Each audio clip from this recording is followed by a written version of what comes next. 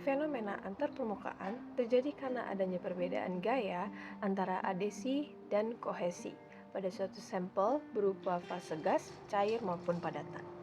Contohnya, seperti laba-laba yang dapat berjalan di atas air, nyamuk yang bertelur di atas air, dan jarum yang melewati permukaan air. Tegangan permukaan yang berbentuk selaput dapat menahan benda tersebut agar tidak langsung masuk ke dalam zat atau cairan tersebut. Peristiwa tegangan antarmuka terjadi ketika ada dua atau lebih zat yang bertemu dan memiliki perbedaan tegangan permukaan antara satu dengan yang lain. Contohnya yaitu minyak dan air. Dalam bidang kesehatan dan farmasi, obat-obatan cenderung bersikap hidrofobik atau tidak suka dengan air, sehingga tegangan antarmuka tinggi dan sukar menyatu dalam air untuk larut dan bereaksi. Kemudian, ada peristiwa masuknya zat-zat ke dalam sel lewat membran semi-permeable yang terdiri dari fosfolipid bilayer, dan pembentukan emulsi yaitu proses penggabungan zat minyak dan air serta proses dispersi, sediaan suspensi dalam zat cair. Gaya kohesi sendiri adalah gaya yang disebabkan oleh tarik-menarik molekul sejenis dan merupakan penyebab molekul zat tidak dapat menyatu dan cenderung saling tolak-menolak. Gaya adesi adalah gaya yang disebabkan oleh tarik-menariknya molekul yang berbeda jenis dan merupakan penyebab molekul zat dapat menyatu dan cenderung tarik-menarik. Gaya kohesi itu terjadi pada padatan, cair maupun gas. Dan gaya kohesi pada padatan itu lebih besar daripada yang cair dan lebih besar yang cair daripada yang gas. Nah, yang memengaruhi gaya kohesi dan adesi adalah kerapatan dan jarak antara molekulnya. Antar permukaan zat cair juga dapat memengaruhi, seperti minyak dan air dengan udara, itu ada tegangan antarmukanya.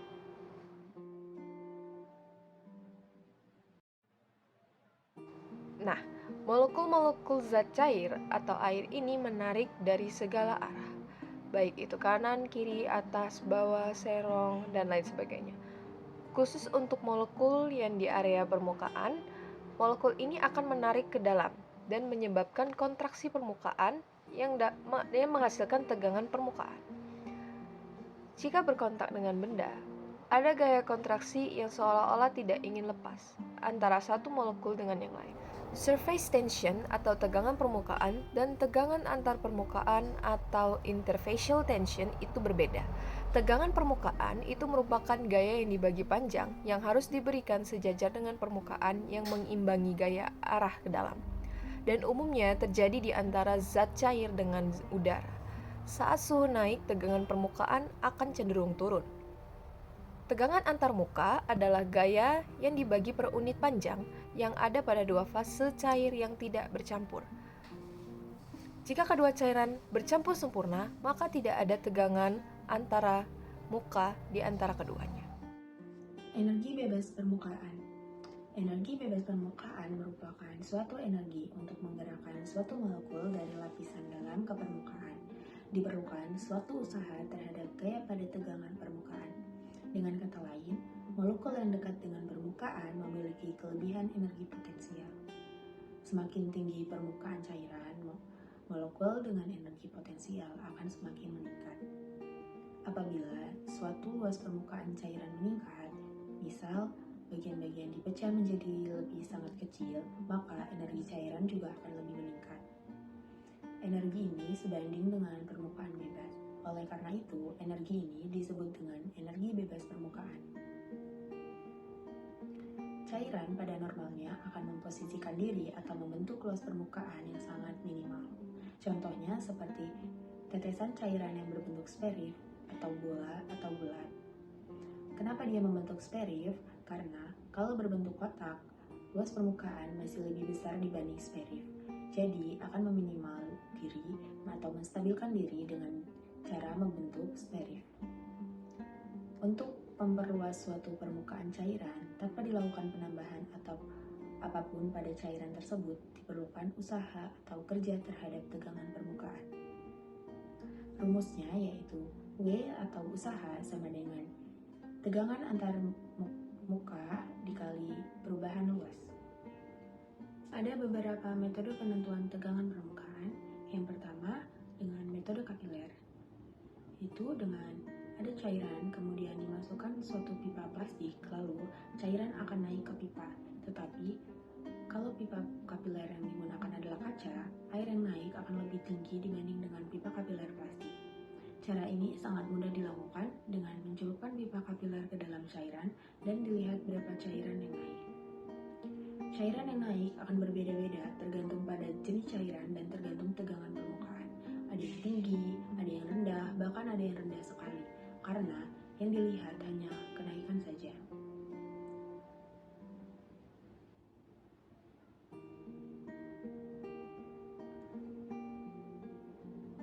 Kenaikan ini terjadi karena kekuatan adesi antara cairan dan dinding kapiler ini lebih besar daripada gaya kohesi antar molekul. Tetapi metode ini tidak bisa digunakan untuk tegangan antarmuka karena tidak bisa digunakan untuk dua cairan. Rumusnya yaitu Y sama dengan setengah dikali R dikali H dikali Rho dan dikali G. Yang kedua, dengan metode tensiometer Dunoy. Metode ini sangat gampang, yaitu hanya cincin dicelupkan ke air lalu dibaca usaha yang digunakan untuk melepas cincin ini. Metode cincin Dunoy dapat digunakan untuk mengukur tegangan permukaan ataupun tegangan antarmuka. Prinsipnya, gaya yang diperlukan untuk melepas cincin platina iridium yang dicelupkan pada permukaan atau antarmuka cairan sebanding dengan tegangan permukaan atau antarmuka cairan tersebut. Berbeda dengan cairan akan berbeda juga pada tegangan permukaannya. Peneliti bisa aja dengan menggunakan cincin dengan dicelupkan lalu dibaca gaya untuk melepaskan cincin. Rumusnya yaitu Y sama dengan angka yang terbaca dibagi 2 kali keliling cicit dikali faktor koreksi.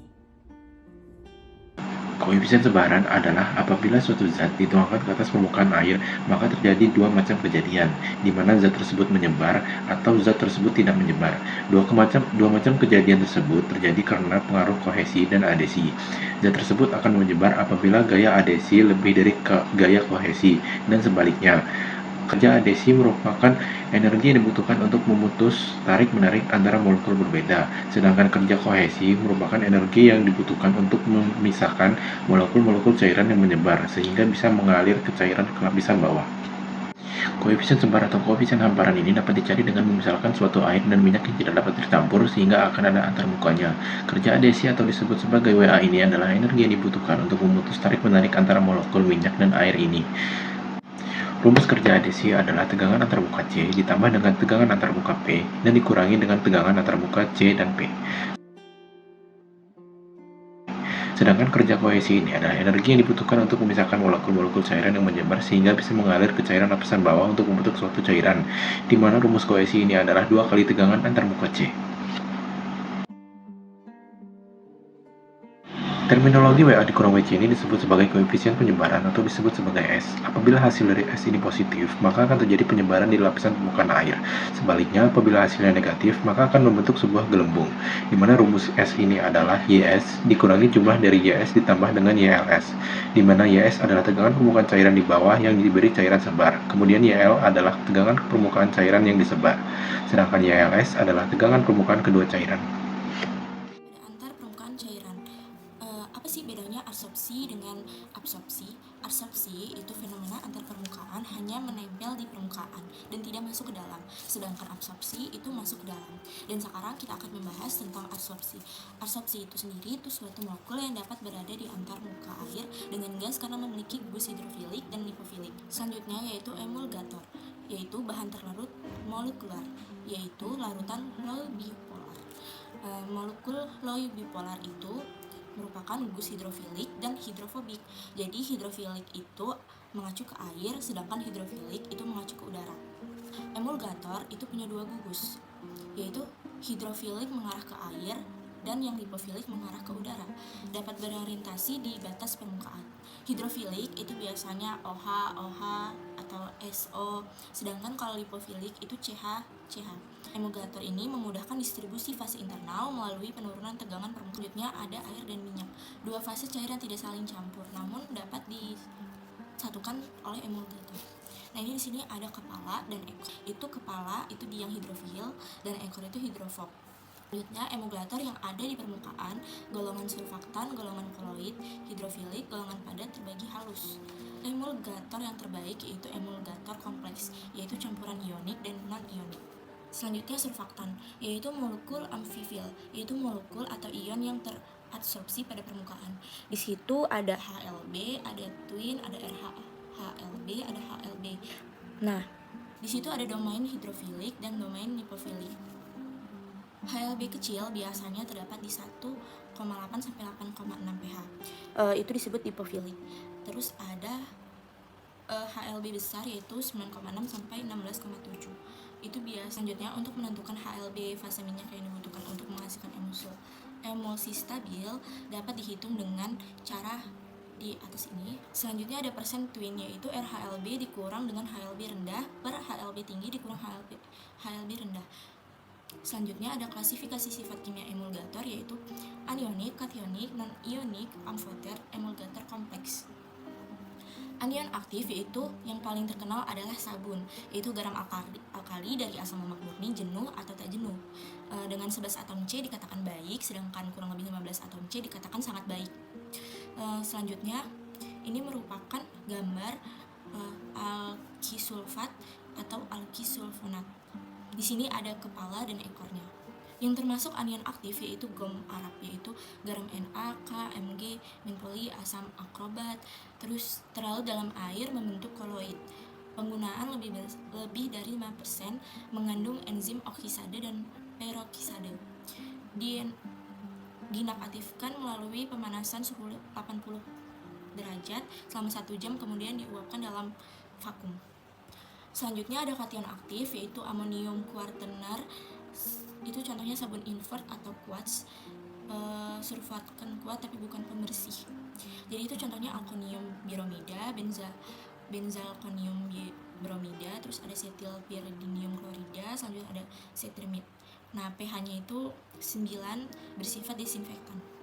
Selanjutnya ada non-ionik yaitu alkohol lemak tinggi rantai lurus, terus ada alkohol lemak tinggi rantai cabang, selanjutnya ada alkohol stearin atau kolesterol. Parsial asam lemak dari alkohol valensi banyak. Itu kerja emulgatornya meningkat jika esterifikasi berlangsung dengan alkohol bervalensi 3 gliserol, terus ada 1 gugus OH teresterkan dengan asam lemak tak jenuh dengan atom C semakin banyak. Ini merupakan ester strobitan asam laurat, span 20, selanjutnya ada twin 20Ma, terus ada ester asam lemak propyleglycol teralkohol lemak polietilenglikol. Nah, selanjutnya itu emulgator. Emulgator yang terdiri dari campuran emulgator M per A atau min A per M, bekerja dengan menurunkan tegangan antar permukaan lebih kuat daripada individunya. Emulsi lebih mudah dihasilkan dan sangat stabil. Ada ikatan hidrogen, ikatan F8 walls, terus ada film terhidrasi kuat dan visikositas meninggi. Selanjutnya ada struktur gel yang ada di sini. Selanjutnya ada surfaktan, yaitu ada lapisan tunggal, terus ada koloid hidrofilik, yaitu lapisan ganda sekeliling globul, terus selanjutnya ada partikel padat terbagi halus, yaitu lapisan tunggal sekeliling globul. Adsorpsi pada permukaan zat padat, yaitu cairan, pemucat warna, kromatografi, pembasahan. Selanjutnya ada gas, yaitu menghilangkan bau ruang, masker gas. Di sini ada gambar yaitu tekanan kurvanya melengkung ke atas, sedangkan blok tekanan itu lurus ke atas. Baik, selanjutnya kita masuk ke materi pertemuan 12, yaitu adsorpsi pada permukaan padatan. Apa sih itu adsorpsi? Adsorpsi adalah ion yang hanya menempel pada permukaan dan tidak sampai masuk ke dalam. Kemudian, apa sih permukaan padat itu? Permukaan padat adalah usaha untuk menurunkan energi bebas permukaan. Contoh fenomena kejadian dalam sehari-harinya yaitu debu yang menempel pada tangan. Yang padat itu tangan, yang teradsorpsi itu adalah debunya atau padat-padat. Kemudian ada pun adsorpsi di permukaan solid, yaitu adsorpsi material gas atau cair ke permukaan padat, mirip dengan permukaan cair, atau usaha untuk menurunkan energi bebas permukaan pada solid. Akan tetapi, tegangan permukaan zat padat selalu lebih sulit diperoleh daripada tegangan permukaan zat cair. Selain itu, antarmuka padat tidak bergerak dibandingkan dengan antarmuka cairan turbulen. Masa hidup rata-rata molekul pada antarmuka air gas adalah sekitar 1 detik. Sedangkan atom pada permukaan padatan logam yang tidak mudah menguap mungkin memiliki masa hidup rata-rata 1037 detik, dan seringkali permukaan padatan tidak homogen, berbeda dengan antarmuka cair. Selanjutnya yaitu antarmuka solid gas. Sebelumnya kita harus tahu dulu apa itu adsorbat dan adsorben. Adsorbat adalah yang akan teradsorpsi atau yang menempel, sementara adsorben yaitu yang akan mengabsorpsi. Derajat adsorpsi suatu gas pada padatan tergantung pada sifat fisika adsorben dan adsorbat, kemudian luas permukaan adsorben, suhu, dan tekanan parsial. Pada sifat fisika, yaitu yang mudah mengabsorpsi, contohnya seperti arang aktif, dia sangat mudah menyerap. Kemudian pada luas permukaan, itu semakin luas permukaan, maka yang ditangkap juga akan luas. Sementara untuk suhu, jika suhu naik, maka yang teradsorpsi akan menurun. Dan terakhir, tekanan parsial. Jika tekanan lingkungan tinggi, gas akan semakin dipaksa terabsorpsi, atau yang terabsorpsi itu akan semakin banyak. Baik, selanjutnya adsorpsi pada permukaan solid. Ada beberapa jenis adsorpsi pada umumnya, yaitu adsorpsi fisik atau ikatan lemah, dan adsorpsi kimia atau chemisorpsi. Adsorpsi fisik bersifat reversible. Penghilangan adsorbat dari absorben dikenal sebagai desorpsi. Gas yang terabsorpsi secara fisik dapat didesorpsi dari padatan dengan meningkatkan suhu dan mengurangi tekanan. Sementara adsorpsi kimia itu di mana adsorbat melekat pada adsorben melalui ikatan kimia primer, tidak dapat diubah kecuali ikatannya putus. Kemudian, ada pun fenomena-fenomena chemisorpsi pada kehidupan sehari-hari, contohnya yaitu korosi besi. Besi sebagai padat dan terikat dengan udara, maka terjadilah korosi. Kemudian ada absorpsi isotermik. Absorpsi isotermik adalah berapa banyak gram gas yang bisa terabsorpsi oleh 1 gram adsorbet pada suhu tetap. Ada beberapa teori, yaitu teori Langmuir dan Bent. Teori Langmuir mengatakan absorpsi isotermik hanya pada satu lapisan. Delta H-nya yaitu panas absorpsi, panas untuk membentuk ikatan, sementara delta HV-nya yaitu panas kondensasi mirip dengan peleburan dan pembekuan. Ada saat-saat di mana suhunya tidak naik atau turun. Panas bukan untuk membentuk ikatan, tetapi untuk menata adsorbat. Sementara BET mengatakan absorpsi isotermik itu tidak satu lapisan, tetapi ada banyak lapisan atau lapisannya itu ganda. Selanjutnya, absorpsi pada permukaan zat padat. Pada absorpsi pada permukaan zat padat, itu ada 2 contoh, yaitu cairan dan gas. Pada cairan, yaitu contohnya seperti pemucatan warna, kromatografi, dan pembasahan. Sementara gas, yaitu dapat menghilangkan bau ruangan dan masker gas. Ada 3 teori, yaitu isotherm Freundlich, itu yang pertama, yaitu seperti membuat percobaan, kemudian dia mempropos, jika ingin membentukkan adsorbatnya, rumusnya Y sama dengan X per M sama dengan K kali P pangkat 1 per N. Jika dibuat log, X per M sama dengan log K plus 1 per N log P, di mana Y sama dengan massa, X sama dengan yang terabsorpsi per unit massa, M adalah adsorban, K dan N adalah konstanta yang bisa dievaluasi. Kemudian ada isotherm Langmuir, yaitu satu lapisan. Contohnya pada racun, atropine, atau senyawa-senyawa bahan alam yang bentuknya serbuk. Lalu ada quinin, ada dalam cairan berair dan diambil oleh clay. Yang terakhir ada teori BET, yang lapisannya itu banyak atau ganda. Kemudian ada 6 jenis absorpsi isotermik, yaitu yang pertama tipe Langmuir, permukaan padatan hanya diisi satu lapisan. Kedua tipe BET, awalnya satu permukaan, tetapi ada penataan, setelah itu lapisan kedua terbentuk. Kemudian yang ketiga tipe 4, disertai kondensasi kapiler. Yang keempat tipe 3, interaksi AT dan AB sangat lemah. Tipe 5 mirip seperti tipe 4, tetapi delta HA-nya kurang dari delta HV. Kemudian yang terakhir tipe 6, yaitu absorpsi penetrasi AT sampai ke bagian dalam AB, kurvanya akan membentuk lurus. Kemudian, absorpsi isotermik uap air pada pati gandum. Kenapa yang terabsorpsi lebih kecil dibandingkan yang terdesorpsi? Karena yang terabsorpsi hanya uap air sekitar yang akan ke permukaan pati. Sedangkan saat terdesorpsi, molekul air yang dimiliki pati, misalnya air kristal, akan ikut terbawa terdesorpsi. Selanjutnya, absorpsi strikin pada berbagai jenis tanah liat. Aktivasi dari adsorben yang paling bagus itu adalah Attapulgite teraktivasi. Kenapa? Karena konsentrasi keseimbangannya paling kecil, jadi dia konsentrasi yang paling sedikit untuk mendapatkan keseimbangan dari adsorpsi strikin. Kemudian ada fenomena yaitu wetting atau pembasahan. Partikelnya padat yang tersuspensi di dalam zat cair. Jika suatu cairan kontak dengan zat padat itu tergantung dengan keseimbangan daya tarik antara cairan atau gaya kohesi dan adesi antara cairan dan padatan. Kemudian, di fisik farmasi ada yang namanya sudut kontak. Nah, ini merupakan parameter bagaimana kita tahu seberapa terbaca zat tersebut. Jadi, kalau suatu cairan diteteskan ke suatu permukaan padat, dia ada yang berbentuk spherics, seperti merkuri, ada yang terbasahi seperti air, dan sudut kontaknya itu ada 0 derajat, 45, 90, dan sekitar 100 dan 180 derajat. Sudut kontak inilah yang digunakan untuk parameter pembasahan, di mana koefisien penyebarannya Y dikali cos theta dikurang 1, dengan Y adalah tegangan antar muka air, cos theta adalah sudut airnya, kemudian kerja ADC-nya adalah tegangan antar muka liquid 1 plus cos theta. Mekanisme aksi yang penting dari wetting itu adalah menurunkan sudut kontaknya, yang tadinya sudut kontaknya besar diturunkan menjadi 0, sehingga dia bisa wetting antara permukaan dan cairan. Kemudian ada perubahan tegangan permukaan akibat zat lain. Jika ada senyawa yang terabsorpsi pada batas permukaan, misalnya NaCl, gula, atau glycerol, kalau dia terabsorpsi berarti tegangan permukaannya tinggi. Jika ingin menurunkan sedikit, maka harus ditambah senyawa organik. Hal ini dikarenakan pengaruh surfaktan yang besar. Kemudian ada busa. Busa adalah struktur yang relatif stabil yang terdiri dari gelembung udara yang tertutup di dalam lapisan tipis cairan. Busa merupakan fenomena antarmuka antar gas dan cairan. Di dalam busa itu gas, kemudian yang mengelilinginya itu adalah cairan. Ada beberapa agent yang disebut anti-foaming.